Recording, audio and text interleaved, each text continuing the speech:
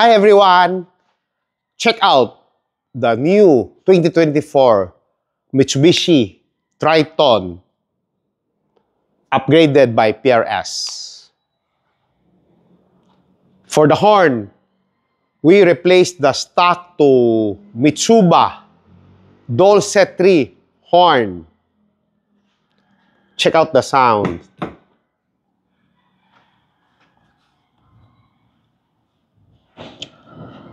This is only one set.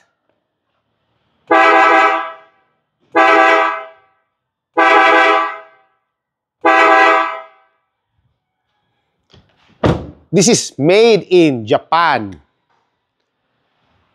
Next, we also replace all the light to LED, and also for the tint, the owner only uses the best of the best. BF Film Ceramic Clear Max. That's 99%. 99.2% heat rejection. And also, we replace the exhaust system to HKS dual carbon tip.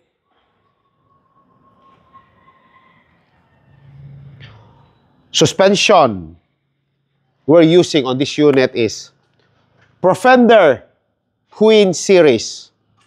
It's composed of the front coilover suspension,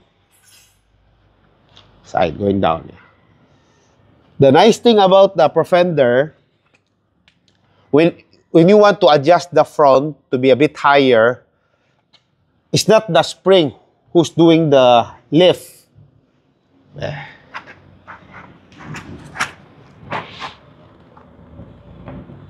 It's the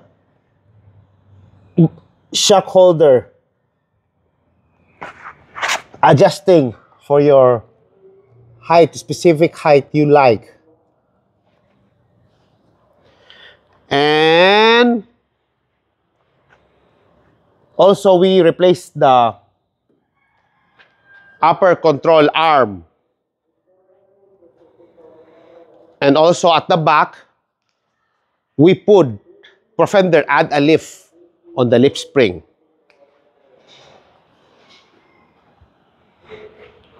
Of course, for the rims and tires on this unit, we use the 17-inch VOK Racing PE37 M-Spec SL edition. Wrap in BF Goodrich KM3 tires. See how beefy the pickup is. Masculine. Masculine. And also we put original race. This is the silver. The size of the sticker is 250 mm because they have also available 200 mm sizes. No fake. See the stance from the side.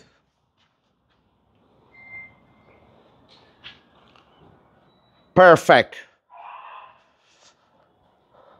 Not too out, not too in. Probably this is the most handsome Mitsubishi Triton running in Cebu right now. Soon, we're just waiting for the Hammer electronic roller lead to be installed and Hammer electronic stepboard. Because as of now, that is Hammer is producing it for the latest Triton. See the stance.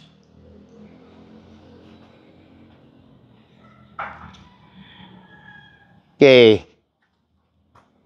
Feel free to message me if you're contented how we built here. And please subscribe and like my YouTube channel, PRS Car Accessories and Services. No to fake upgrades, guys. Bye!